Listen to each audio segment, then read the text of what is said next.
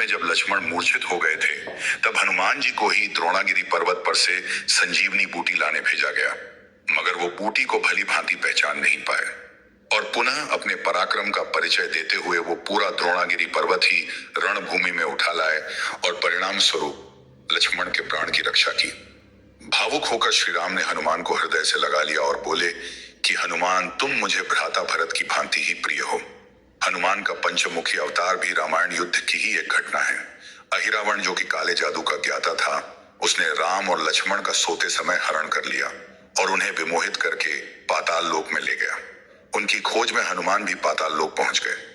पाताल लोक के मुख्य द्वार एक युवा प्राणी मकरध्वज पहरा देता था, जिसका आधा शरीर मछली का और आधा शरीर वानर का था। मकरध्वज के जन्म की कथा भी बहुत रोचक है। यद्यपि हनुमान ब्रह्मचारी थे, मगर मकरध्वज उनका ही पुत्र था। लंका दहन के पश्चात जब हनुमान पूंछ में लगी आग को बुझाने समुद्र में गए, तो उनके पसीने की बूंद समुद्र में गिर गई। उस बूंद को एक मछली ने पी लिया और वो गर्भवती हो गई। इस बात का पता तब चला जब उस मछली को अहिरावण की रसोई में लाया गया। मछली के पेट में से जीवित बचे उस विचित्र प्राणी को निकाला गया। अहिरवण ने उसे पालकर बड़ा किया और उसे पातालपुरी के द्वार का रक्षक बना दिया। हनुमान इन सभी बातों से अनिभिज्य थे। यद्यपि मकरध्वज को पता था कि हनुमान उसके पिता हैं, मगर वो उन्हें पहचान नहीं पाया, क्योंकि उसने पहले कभी उन्हें देखा नहीं था। जब हनुमान ने अपना परिचय दिया तो वो जान गया कि ये मेरे पिता हैं, मगर फिर भी उसने हनुमान के साथ युद्ध करने का निश्चय किया, क्योंकि पातालपुरी के द्वार की रक्षा करना उसका प्रथम कर्तव्य था। हनुमान ने बड़ी आसानी से उसे अपने अधीन कर लिया और पातालपुरी के मुख्य द्वार पर बांध दिया।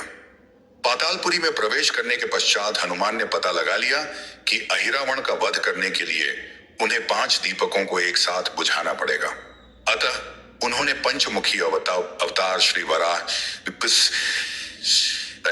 श्री नरसिम्हा, श्री गरुण, श्री हयग्रीव और स्वयं धारण किया और एक साथ में 5 दीपकों को बुझाकर अहिरावण का अंत किया। अहिरावण का वध होने के पश्चात हनुमान ने प्रभु श्री राम के आदेशानुसार मकरध्वज को पातालपुरी का नरेश बना दिया। युद्ध समाप्त होने के साथ ही श्री राम का 14 वर्ष का वनवास भी समाप्त हो चला था।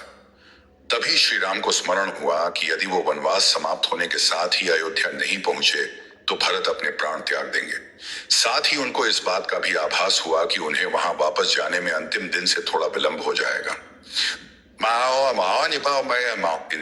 इस बात को सोचकर श्री राम चिंतित थे, मगर हनुमान ने अयोध्या जाकर श्री राम के आने की जानकारी दी और भरत के प्राण बचाकर श्री राम को चिंता मुक्त किया। अयोध्या में राज्याभिषेक होने के बाद प्रभु श्री राम ने उन सभी को सम्मानित करने का निर्णय लिया जिन्होंने लंका युद्ध में रावण को पराजित करने में उनकी सहायता की थी। उनकी सभा में एक भव्य समारोह का आयोजन किया गया, जिसमें पूरी वानर सेना को उपहार देकर सम्मानित किया गया। हनुमान को भी उपहार लेने के लिए बुलाया गया। हनुमान मंच पर गए, मगर उन्हें उपहार की कोई जिज्ञासा नहीं थी। हनुमान को ऊपर आता देखकर भावना से अभिप्लुत श्री राम ने उन्हें गले लगा लिया और कहा कि हनुमान ने अपनी निश्चल सेवा और पराक्रम से जो योगदान दिया है, उसके बदले में ऐसा कोई उपहार नहीं है को दिया जा सके। मगर अनुराग स्वरूप माता सीता ने अपना एक मोतियों का हार उन्हें भेंट किया। उपहार लेने के उपरांत हनुमान माला के एक एक मोती को तोड़कर देखने लगे।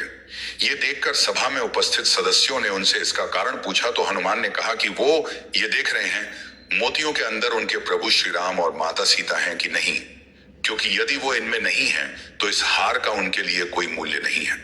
यह सुनकर कुछ लोगों ने कहा कि हनुमान के मन में प्रभु श्री राम और माता सीता के लिए उतना प्रेम नहीं है जितना कि उन्हें लगता है। इतना सुनते ही हनुमान ने अपनी छाती चीर के लोगों को दिखाई और सभी ये देखकर स्तब्ध रह गए कि वास्तव में उनके हृदय में प्रभु श्री राम और माता सीता की छवि विद्यमान थी।